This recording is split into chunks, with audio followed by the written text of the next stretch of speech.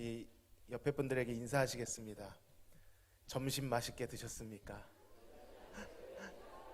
정말 오랜만에, 저는 예전에는 몰랐지만 예전에 먹어본 사람처럼 너무 반갑더라고요. 너무 맛있게 수고해 주신 분들께 진심으로 감사드립니다. 성령의 강림과 함께 본격적으로 시작된 초대교회의 역사에는 지속적인 위기가 있었습니다. 모든 것이 잘 갖추어지고 잘 되었던 것만은 아닙니다. 박해와 핍박이 있었고 신학적인 쟁점들이 있었으며 내부의 갈등 등과 같은 여러 문제들이 교회 앞에 봉착되어 있었습니다. 성령 하나님께서는 실로 위기 속에서 교회와 함께 하셨던 것입니다. 오늘 본문은 이런 내용이 될 것입니다. 분명 위기가 있었는데 그 위기가 위기로 끝나지 않고 위기를 통하여 하나님께서는 과연 어떻게 일하셨으며 초대교회 사도, 특별히 본문에 나오는 바울과 그의 동역자들은 그 위기 속에서 무엇을 따라갔고 무엇을 붙잡았는지에 대한 내용입니다. 오늘 본문은 바울과 그의 동역자들이 루스드라라는 곳에 이르게 되는 배경으로 시작하고 있습니다. 더베와 루스드라에서 바울은 어떤 마음을 가지고 있었는가, 그가 경험한 것은 무엇인가, 이것을 알아보기 위해서 그가 그동안 겪었던 이야기를 요약해서 살펴보는 것이 유익할 듯합니다. 스데반 집사의 순교와 극심한 박해로 인해 그리스도인들은 뿔뿔이 흩어졌습니다. 이것은 그냥 단순히 생각했을 때 잘된 것입니까? 아니면 어려워진 것입니까? 어려워진 것입니다. 분명 위기처럼 보입니다. 조직이 와해된 것처럼 보이기 때문이죠. 그러나 그들이 흩어진 동선이 고스란히 복음 전파의 경로가 되었습니다. 왜 그렇습니까? 성령께서 함께 하셨기 때문입니다. 성령의 함께 하심으로 말미암아 다양한 출신 배경에도 불구하고 그들은 한 마음으로 하나가 되어 복음을 전했습니다. 이러한 과정 가운데 대표적으로 세워진 교회가 안디옥 교회였습니다. 위기 가운데 세워진 안디옥 교회는 성령의 지도하심 아래에서 사울, 오늘 보면 나오는 바울이죠. 바울과 바나바를 구별하여 세웁니다. 이방인의 선교를 위하여 그들을 파송하게 된 것이죠. 그들은 안디옥으로부터 출발하여 바나바의 고향이었던 구브로섬 일대와 소아시아, 오늘날로 말하면 터키 일대 해안과 내륙을 돌면서 복음을 전합니다. 이것이 그 유명한 1차 전도 여행이 되겠습니다. 1차 전도 여행은 가히 성공적이었습니다. 하나님께서 이방인들에게 전도의 문을 열어주셨기 때문이죠. 물론 그 문이 열리는 것을 경계하고 질투하고 억제하는 움직임들도 있었습니다. 외부로부터의 박해들은 물론이고 내부적으로도 일부 유대 그리스도인들이 복음 외에 다른 것들을 첨가하기 시작했습니다. 복음 외에 모세의 율법도 지켜야만 구원을 얻을 수 있다라는 거짓된 잘못된 가르침을 전했던 것이죠. 이로 인해서 적지 않은 변론과 다툼이 있었습니다. 그런데 더 큰 문제는 이것이 확산되면, 잘못 확산되면 유대 그리스도인들과 이방 그리스도인들 사이에 갈등 구도가 형성될 수 있다는 것이 더 큰 문제였죠. 분명 이것도 위기였습니다. 이로 인해 바울과 바나바는 이 안건을 예루살렘 공의회에 정식으로 상정했고요. 베드로와 야고보로 대표되는 사도 그룹, 장로 그룹, 그리고 바울과 바나바로 대표되는 이방 그리스도인 그룹, 그리고 유대의 할례당 그룹, 이렇게 세 그룹이 모여서 이를 공론화하고 논의하게 됩니다. 다행히 이 결의는 신학적으로 잘 정리가 되었습니다. 구원을 얻기 위해 예수 그리스도의 복음 외에 다른 것을 의지할 수 없다. 타협 없는 완전한 결론을 내리게 됩니다. 그러나 그것으로 끝난 것이 아니라 이방인 그리스도인들과 유대 사회에 있는 그리스도인들이 단절되지 않고 서로 화합하며 교제하게 하기 위해, 그리고 그것에 방해가 되는 것들을 제거하기 위해 네 가지 정도의 이방인 그리스도인들이 지켜야 할 덕목들을 규정짓게 됩니다. 그것을 소개하지는 않겠습니다. 교회의 화합과 덕을 세우기 위한 결정이었던 것이죠. 어쨌든 바울과 바나바는 이 결의사항을 안디옥 교회에 보고했고요. 이방 그리스도인들은 이 소식을 듣고 크게 기뻐하였습니다. 큰 벽을 하나 넘은 것이죠. 다시 사도들은 복음 전파에만 매진할 수 있게 된 것입니다. 자, 탄력을 받았습니다. 탄력을 받은 바울은 바나바에게 1차 전도 여행 때 방문했던 교회들을 다시 한번 돌아보자라고 제안을 합니다. 예루살렘 공의회에서 결정된 사항들을 소아시아 교회들의 표준으로 삼기 위함이었죠. 너무나도 지금 분위기가 좋습니다. 이렇게 좋을 것만 같았던 2차 전도 여행. 그러나 아무도 예상하지 못한 가운데서 문제가 발생합니다. 바로 믿었던 바울과 바나바 사이에 마찰이 생긴 것입니다. 이 2차 전도 여행에 마가라고 하는 요한을 데리고 갈 것인가 두고 갈 것인가에 대한 의견 대립이 있었던 것입니다. 자세한 내막은 길어지니까 생략하기로 하고요. 요약하면 바울은 마가가 1차 전도 여행에서 낙오하여 돌아간 적이 있으므로 두고 가자고 하였고, 마가의 당숙이었으면서 평소 사람을 세우는데 일가견이 있었던 바나바는 그의 성장 가능성을 보고 데리고 가자라고 했던 것입니다. 이것은 단순히 미숙한 사람들의 감정 싸움은 아니었습니다. 나름 진지한 의견들이었고 그것이 대립된 것이죠. 그런데 안타깝게도 이것은 바울과 바나바가 함께하지 못할 정도로 큰 것이었습니다. 이로 인해 그들은 결국 나뉘었고, 바나바는 마가와 함께 바나바의 고향이었던 구브로 지역으로, 바울은 실라와 함께 바울의 고향 다소가 있는 길리기아 지역으로 떠나게 된 것입니다. 믿었던 두 리더십이 다툼으로 인하여, 물론 그 문제는 단순한 감정 싸움은 아니었지만 어찌됐건 그들이 2차 전도 여행을 앞두고 각자의 고향으로 돌아간 그런 모양새로 보이게 된 것이죠. 큰 위기입니다. 그러나 초두에서 밝혔듯이 성령 하나님께서는 이러한 바울과 바나바의 갈등조차도 사용하셔서 2차 전도 여행의 영역을 확장해 가셨습니다.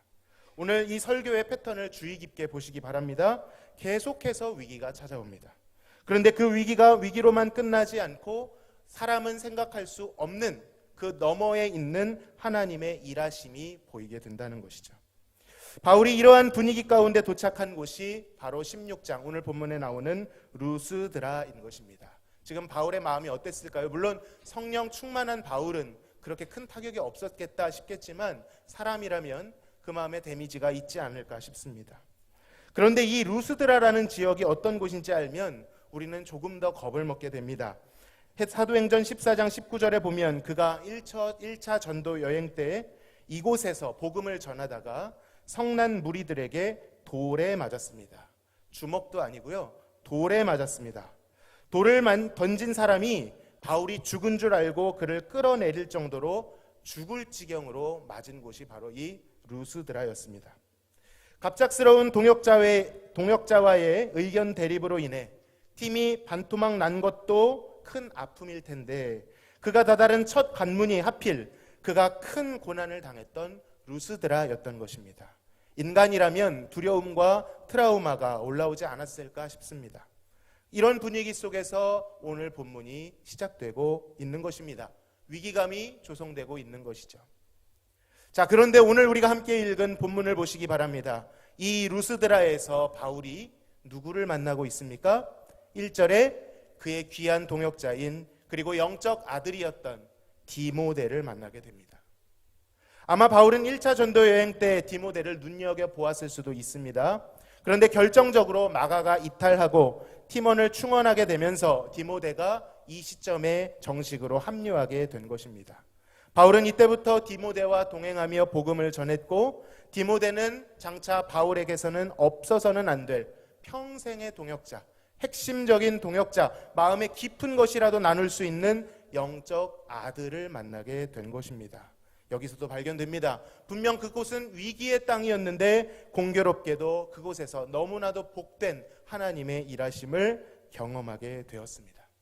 바울의 선교팀이 약화된 것처럼 보였을 때, 그것도 공포의 땅 루스드라에서 디모데라고 하는 보물을 발견하고 있는 것입니다. 역전의 장소가 된 것이죠. 아마도 바울은 디모데와 동역을 하며 그가 성장해가는 것을 바라보며 후일에 이렇게 생각했을 것입니다. 그때 우리가 루스드라에 가지 아니하였더라면 어찌 되었을까? 디모데의 사랑스러움을 볼 때마다 그는 하나님께서 자신들을 루스드라로 인도하신 것에 대하여 감사했을 것입니다. 오해는 하지 마시기 바랍니다. 바울이 디모데만을 사랑하고 편애했던 것은 아닙니다. 이후에도 바나바와 마가와 대립각을 세운 것이 아닙니다. 그들도 나름대로 성령의 귀한 인도하심을 받아 하나님의 일하심을 경험하게 되죠. 그리고 나중에 바울은 골로새서에서 마가를 칭찬하게 됩니다. 이 마가가 마가복음을 썼죠. 디모데가 합류한 바울과 그의 선교팀은 이후에 여러 성으로 다니면서 활발한 사역을 이어갔습니다. 예루살렘 사도와 장로들이 작성한 규례들을 그들에게 주어 지키게 하였고, 교회가 이것에 순종하여 믿음이 더 굳건해지고 그 믿는 자의 수가 날마다 늘어나는 그러한 복된 역사가 일어난 것입니다. 바울팀은 위기를 만났지만 다시 한번 위기 속에서 복음의 열매를 맛보고 있는 것입니다. 교회의 믿음이 굳건해지는 것, 믿는 자의 수가 늘어나는 것, 이 열매는 누가 주신 열매일까요? 성령 하나님께서 주신 열매인 줄로 믿습니다. 자, 그런데 오늘 본문 6절부터 펼쳐지는 양상은 우리로 하여금 방금 우리가 한 고백과 조금 이상한, 상이한 것을 느끼게 합니다. 한번 6절부터 9절까지를 읽어보도록 하겠습니다. 시작.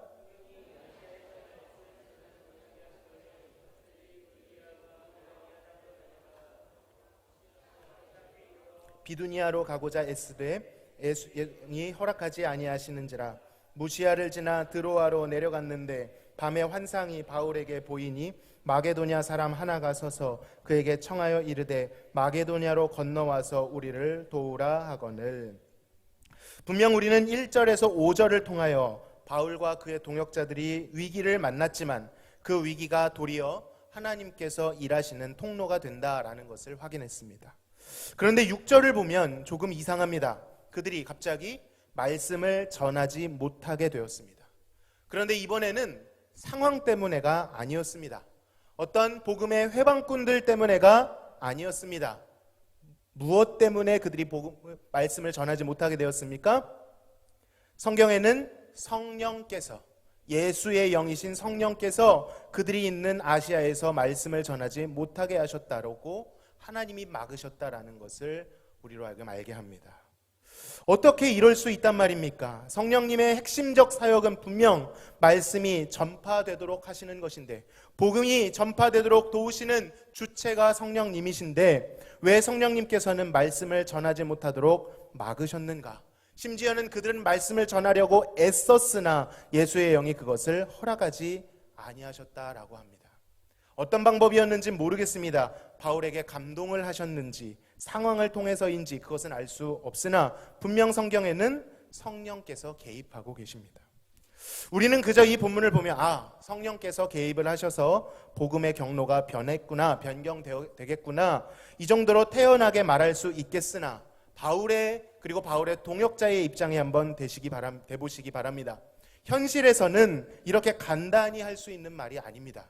굉장히 당황스러운 상황이었다는 것이죠. 매우 고단한 일이었습니다. 예를 들어서 한번 생각해 보겠습니다.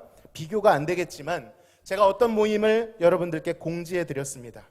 그런데 그곳에 가보았더니 장소가 변경되었다라는 통보가 있었고, 한 번이야 그럴 수 있다 싶어 여러분이 장소를 옮겼는데 장소가 또 바뀌어서 다른 곳에 모여달라고 제가 재차 공지를 했다라고 한번 가정해 보시기 바랍니다. 물론 이 짧은 동선에서는 그렇게 힘들지는 않겠지만 듣는 입장에서는 어떻겠습니까? 신뢰가 가지 않습니다. 어찌 보면 짜증과 불평이 나올 수도 있습니다. 그리고 실수였던 고의였던 모르겠지만 장소를 잘못 공지한 저의 입장도 면이 서지 않을 것입니다.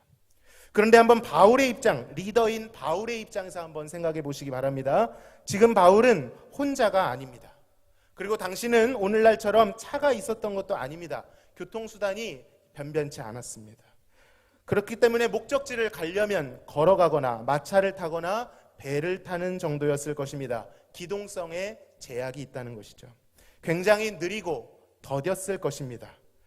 같은 건물에서도 짜증이 날 텐데, 같은 동네도 마음이 좋지 않을 텐데 옆 동네를 가는 정도가 아니었습니다. 매우 긴 여정을 가야 하는 시행착오가 굉장히 소비적인 일이었다라는 것이죠. 현실적으로 그들은 한 번 거점을 옮길 때마다 많은 시간과 경비, 체력이 요구되었습니다. 그것을 소진해야만 했다는 것이죠. 뿐만 아니라 도사리고 있는 여러 가지 위험들을 직면해야 했죠. 실제로 바울은 고린도후서 11장에서 그가 여행하면서 겪은 위험들을 나열합니다. 강의 위험, 강도의 위험, 동족의 위험, 이방인의 위험, 시내의 위험, 광야의 위험, 바다의 위험, 거짓 형제 중의 위험을 당하고 그들이 수고하고 애쓰고 여러 번 자지 못했고 줄이고 목마르고 여러 번 춥고 헐벗었다라고 말합니다. 현실적인 문제라는 것이죠. 그냥 여기가 아닌 게벼 이렇게 태연하게 말할 수 있는 정도의 것이 아닙니다. 혼자 갔으면 그래도 나 혼자 수고를 감당하면 되는데 지금 바울은 동역자들과 함께하고 있습니다. 그의 판단에 의해 그 모든 위험과 수고를 동역자들이 함께 감당해야 됐다라는 것이죠. 만약 제가 바울이었다면 경로가 이렇게 변경될 때마다 마음이 힘들었고 스스로 권위가 서지 않아 위축됐을 것 같습니다. 혹시 내가 잘못 분별한 것은 아닐까? 자신감이 떨어졌을 수 있을 것 같습니다. 이들이 이동한 경로를 한번 보시면 이것을 더 느끼실 수 있을 것입니다. 자, 이들이 이동하는 경로를 한번 보겠습니다. 그들이 16장 초반에 나오는 이고니온 지역에서 복음을 전하던 이 지역이 바로 루스드라, 이고니온 이 지역입니다. 한번 눌러주세요. 네, 이 지역입니다. 자, 이곳에서 먼저 서북쪽, 북서쪽에 있는 부르기아로 이동을 하게 되고요. 거기서 다시 북동쪽에 있는 갈라디아로 이동을 합니다. 이곳에서 또 방향을 틀어 다시 북서쪽에 있는 무시아 앞에 이르렀고 그곳에서 다시 북동쪽에 있는 비두니아로 가고자 했으나 성령께서 그것을 막으셔서 가지 못합니다. 그리고 그곳에서 할 수 없이 거의 소아시아의 최북서단까지 갔지만 그곳에서 처음으로 남쪽 방향으로 내려가게 되는 것이죠. 자, 지금 모양이 어떻습니까? 지그재그로 갔다가 틀고 이런 패턴으로 이루어지고 있습니다. 성경에 두세 줄로 그들이 이동했다라고 되어 있기 때문에 우리가 행간을 잃지 못하고 그냥 갔구나 생각하지 말아야 합니다. 분명 여기에는 엄청난 수고와 땀이, 위험이 도사리고 있었다라는 것이죠. 그렇게 그들은 소아시아의 거의 최북서단 지역인 무시아까지 갔는데 거기서조차도 아니어서 처음으로 남쪽 드로아로 방향을 꺾어 내려가게 됩니다. 바로 그곳에서 바울에게 성령의 환상이 임하게 된 것입니다. 그 내용은 마게도냐 사람 하나가 서서 그에게 청하여 마게도냐로 건너와서 우리를 도와달라라는 내용이었습니다. 좋습니다. 그런데 벌써 세 번째입니다. 바울의 확신에 찬 말이 벌써 세 번째란 말입니다. 정말 먼 거리를 이동했고 그때마다 팀의 리더는 성령께서 이렇게 인도하신다고, 성령께서 이 땅을 허락하지 않으신다라고 말하며 선회했습니다. 제가 팀원이었으면 한 번쯤은 문제 제기하고 싶었을 것 같습니다. 너무한 것 아니냐고, 혹시 잘못 들은 것 아니냐, 이렇게 부족한 저는 그렇게 생각을 할 수 있겠지만 그러나 바울과 그의 동역자들은 그렇지가 않았다라는 것입니다.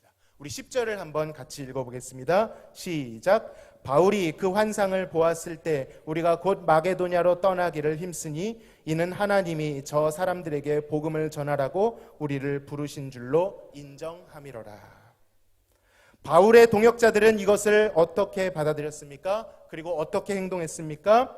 성령께서 주시는 환상을 보았을 그때에 바로 즉시 곧 마게도냐로 떠나기를 힘썼습니다. 성령의 인도하심이 떨어지자마자 즉각적으로 순종하였다라는 것입니다.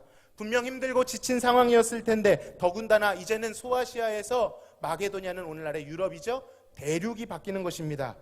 건너가야 됩니다. 개울이 아닙니다. 강이 아닙니다. 호수가 아닙니다. 작은 바다가 아니라 대양을 건너가야 하는 문제입니다. 그런데 그들은 즉각적으로 순종하고 있습니다. 떠밀려 억지로 가는 것이 아니라 마치 명령이 떨어지기를 기다렸던 준마처럼 힘차게 순종하고 있는 것입니다. 이 기사를 쓰고 있는 누가의 문체가 참 인상적이죠.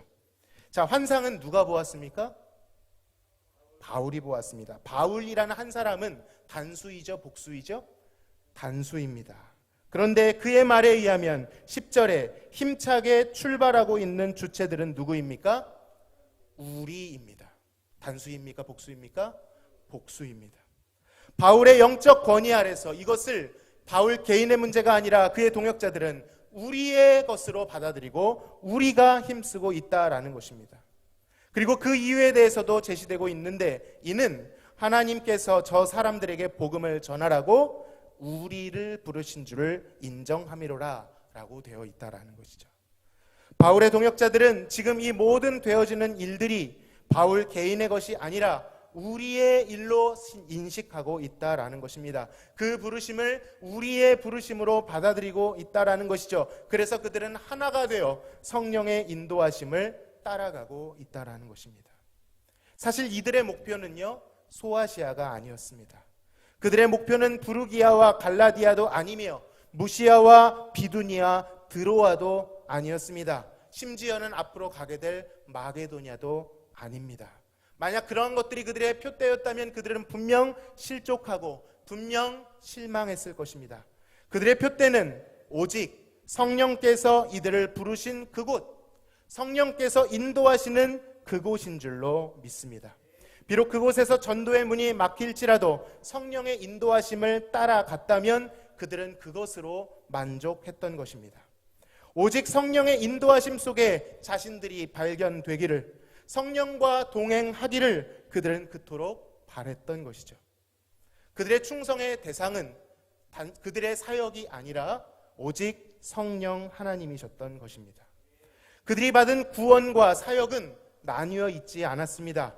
그들이 구원을 얻은 방식 무엇이죠? 예수 그리스도를 믿음과 같이 그들의 사역에서도 그들은 오직 예수의 영이신 성령을 신뢰하고 그에게 순종함으로 사역을 감당하고 있는 것입니다. 그분을 믿는 것이, 성령께 순종하는 것이 참된 사역의 핵심이었다라는 것입니다.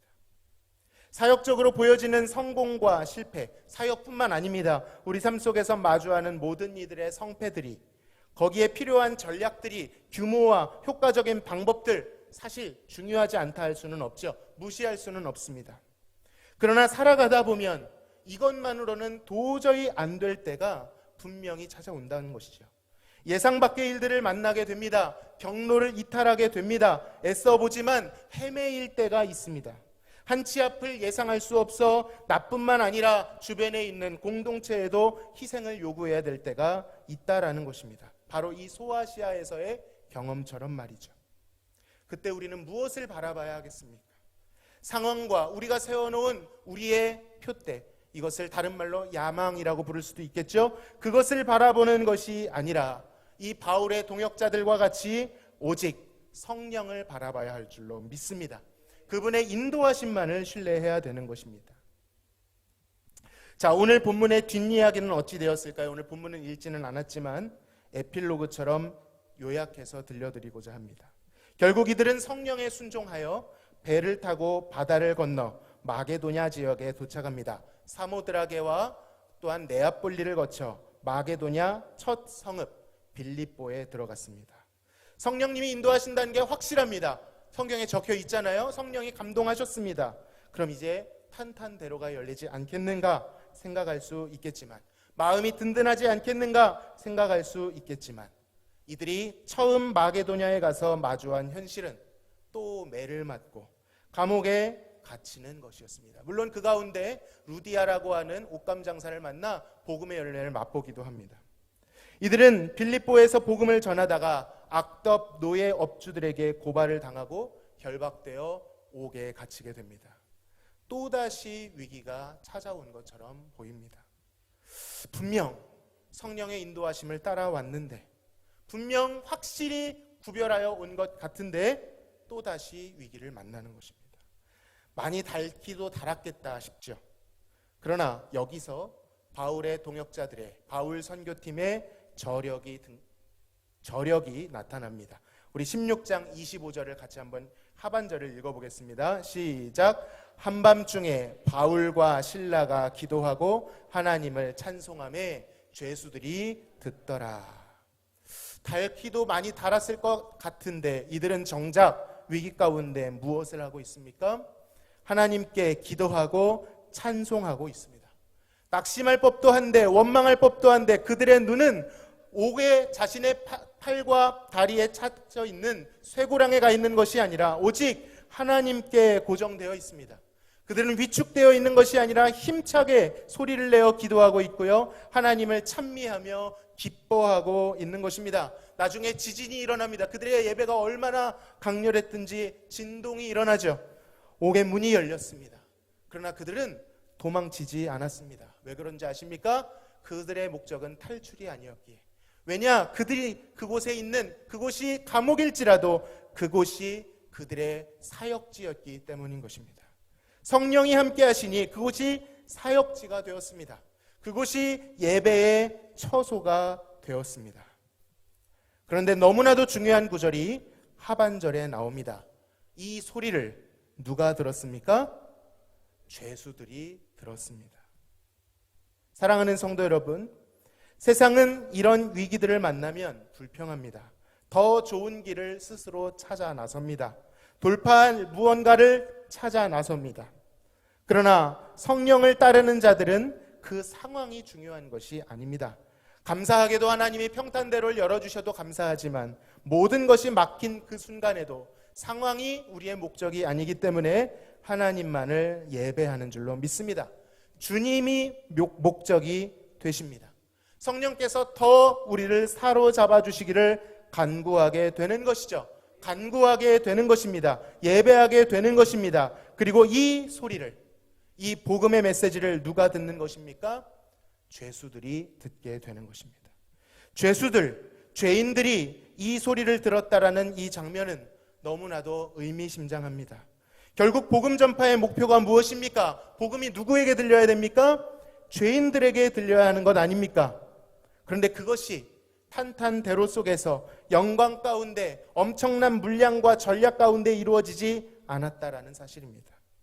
이것은 위기 가운데, 그 위기를 위기로 보지 아니하고 오직 성령을 붙들고 그 인도하심을 따라가는 가운데 이루어졌다라는 것을 주목하시기 바랍니다.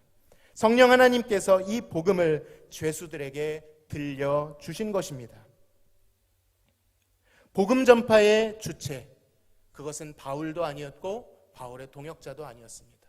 오직 선교를 주도하시는 성령님만을 따라갈 때에 성령께서 그 복음의 메시지를 죄인들에게 들려주시고 바울과 그 바울의 동역자들은 상상할 수도 없었던 영역까지, 선교의 영역을 확장해 가시고 있다라는 것입니다. 사랑하는 성도 여러분, 우리도 바울과 그 동역자들과 같이 사역과 인생에 있어 성공과 실패를 겪습니다. 평탄함과 위기를 교차적으로 만날 때가 있죠. 이것이 규칙적으로 오면 예상이라도 할 텐데 너무나도 복잡하게 우리에게 다가옵니다. 두려울 때가 있죠.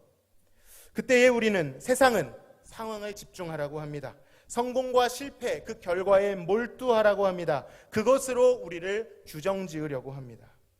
그러나 오늘 본문을 통해 우리는 상황이 아니라, 성공과 실패가 아니라, 평탄과 위기가 아니라 오직 성령 하나님만을 바라보고 의지하여 따라가야 한다는 것을 배우게 되는 줄로 믿습니다.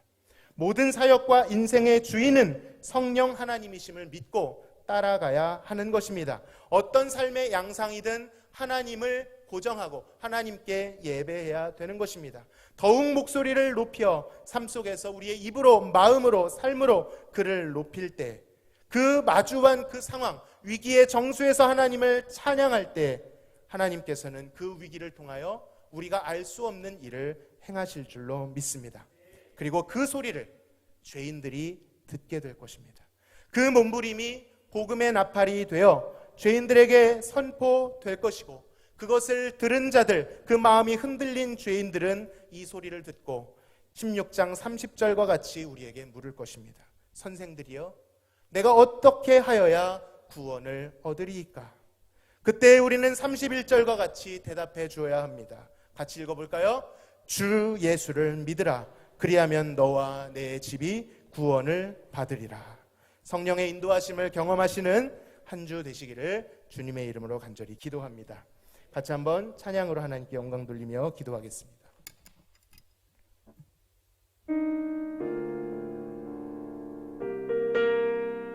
우리에게 오신 성령님을 환영하며 감사하며 내 상황을 넘어 신실하신 성령님을 찬양하시겠습니다. 허무한 시절 지날 때, 허무한 시절 지날 때, 깊은 한숨 내쉴 때, 그런 풍경 보시며 단식하는 분 있네. 고와 같이 너희를 버려두지 않으리. 내가 너희와 영원히 함께하리라. 다시 한번 고백합시다. 허무한 시절 지날 때, 허무한 시절 지날 때, 깊은 한숨 내쉴 때, 그런 풍경 보시며 단식하는 분 있네. 고와 같이 너희를, 고와 같이 너희를 버려두지 않으리. 내가 너희와 영원히 함께하리라. 성령이 오셨네, 성령이 오셨네, 성령이 오셨네. 내 주에 보내신 성령이 오셨네. 우리 인생 가운데 친히 찾아오셔서 그 나라 꿈꾸게 하시네. 억눌린 자 갇힌 자, 억눌린 자 갇힌 자, 자유함이 없는 자, 피난처가 되시는 성령님 계시네. 주의 영이 계신 곳에 참 자유가 있다네. 진리의 영이신 성령이 오셨네. 성령이 오셨네, 성령이 오셨네, 성령이 오셨네. 내 주에 보내신 성령이 오셨네. 우리 인생 가운데 친히 찾아오셔서 그 나라 꿈꾸게 하시네. 성령이 오셨네, 성령이 오셨네, 성령이 오셨네. 내 주에 보내신 성령이 오셨네. 우리 인생 가운데 친히 찾아오셔서 그 나라 꿈꾸게 하. 마지막으로 성령이 오셨네. 우리 믿음으로 고백합시다. 성령이 오셨네, 성령이 오셨네. 내 주에 보내신 성령이 오셨네. 인생 가운데 친히 찾아오셔서 그 나라 꿈꾸게 하시네. 우리 시간 같이 한번 기도하겠습니다. 성령님 의지합니다. 성령님 사모합니다. 우리에게 오신 성령님, 우리의 상황이 어떻든 간에 상황이 아니라, 성공과 실패가 아니라, 평탄과 위기가 아니라, 어느 상황에서도 우리를 내버려 두지 않으시고 인도하시는, 그리고 그 상황에 몰두되고 함몰되는 것이 아니라 하나님의 나라를 꿈꾸게 하시는 그 하나님을 경험하기 원합니다.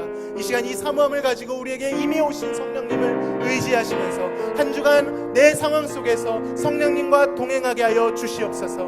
말씀과 동행하게 하여 주시옵소서. 주여, 우리를 진리 가운데 인도하여 주시고 죄에서 해방시켜 주시고 예수 그리스도를 더 깊이 아는 지식으로 어제보다 오늘 더 주를 사랑할 수 있도록 저희들을 도와달라고 이 시간 주님 앞에 간절히 기도하시겠습니다. 하나님 아버지 의지합니다. 오 성령님 의지합니다.